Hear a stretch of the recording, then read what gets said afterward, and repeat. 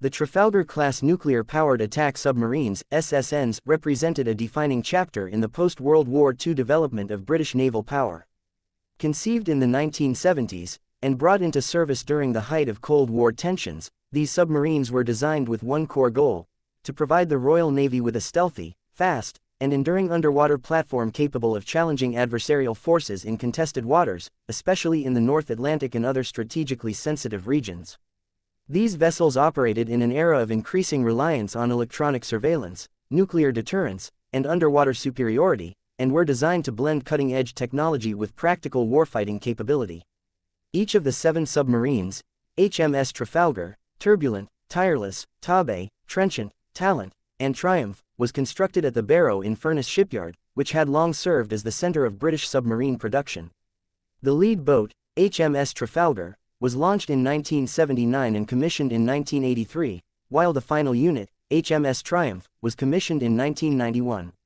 Though based on the earlier Swiftsure-class design, the Trafalgar-class incorporated major improvements, including a strengthened pressure hull made of a superior steel alloy for deeper diving capability and enhanced resistance to depth charge effects, along with significant reductions in acoustic signature to limit detectability by enemy sonar.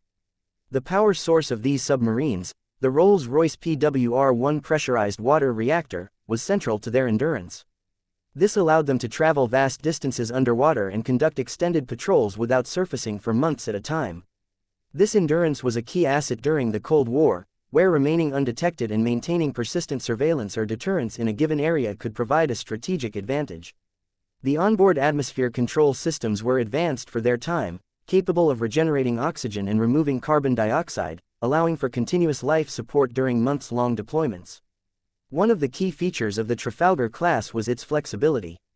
While its primary role was anti-submarine warfare, ASW, the submarines were capable of multiple mission types. They could be used to shadow adversary naval groups, deploy special boat service (SBS) units covertly via swimmer delivery systems, gather acoustic and signal intelligence in foreign waters, or launch precision strikes with Tomahawk cruise missiles against land targets. The addition of cruise missile capability in the 1990s further increased their strategic value. This weapon system, with its standoff range and high precision, allowed Trafalgar-class submarines to engage fixed infrastructure, command centers, and other high-value assets from underwater positions far from the battlefield. Sonar capability was among the most vital elements of these submarines, as modern undersea warfare is heavily reliant on acoustic detection. Over their service lives, several boats in the class were retrofitted with Type 2076 sonar arrays, widely regarded as among the most advanced sonar suites ever deployed on a Royal Navy submarine. These systems included passive and active sonar, flank arrays, and towed arrays, allowing for detection of even extremely quiet submarines or surface ships at long distances and in complex acoustic environments such as littoral waters or ice-covered seas. Beyond their technological aspects, the operational record of these submarines tells a story of global reach and strategic adaptability. Trafalgar-class boats were regularly deployed to the North Atlantic, Arctic, Mediterranean, Persian Gulf, and Indo-Pacific. They frequently participated in joint NATO exercises and British-led operations, where they acted as both training targets and silent hunters. During high-tension periods, they were forward deployed to monitor potential conflict zones. For instance, during conflicts in the Balkans and later in the Middle East, these submarines were known to operate in sensitive waters, gathering intelligence and preparing for potential launch orders. The 1993 deployment of HMS Triumph stands out as an extraordinary milestone.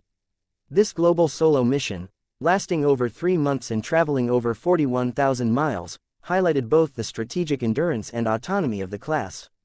The mission, which included stops undersea in multiple oceans, was unprecedented in terms of submerged navigation and highlighted the logistical capabilities of the Royal Navy's nuclear submarine force. As the years passed, however, the class began to show signs of age. Despite periodic refits and system upgrades, the limitations of the aging hulls and older generation reactor technology became more apparent.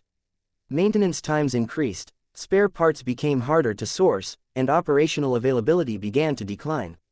Meanwhile, advances in submarine quieting, sensors, propulsion, and digital combat systems were being incorporated into newer platforms like the Astute class, which would succeed the Trafalgar boats.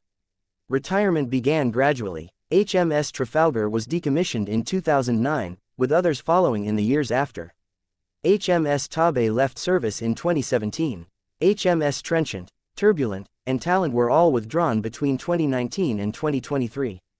HMS Triumph remained the last active Trafalgar-Class submarine and was ceremonially retired in July 2025, ending a 42-year period in which at least one Trafalgar-Class vessel was in continuous service with the Royal Navy.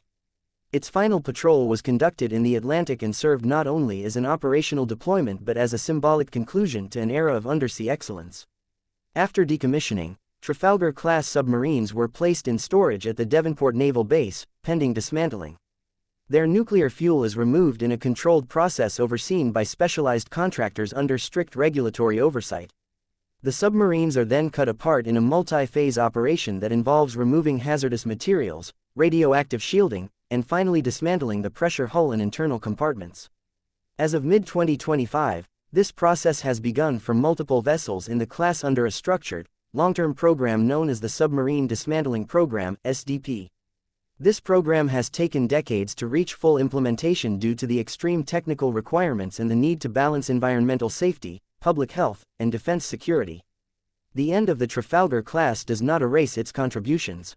On the contrary, it leaves behind a robust legacy of operational experience, design evolution, and lessons in nuclear submarine stewardship. The experiences of hundreds of officers and sailors who served on these submarines, often under conditions of intense isolation and operational pressure, have influenced current submarine practices.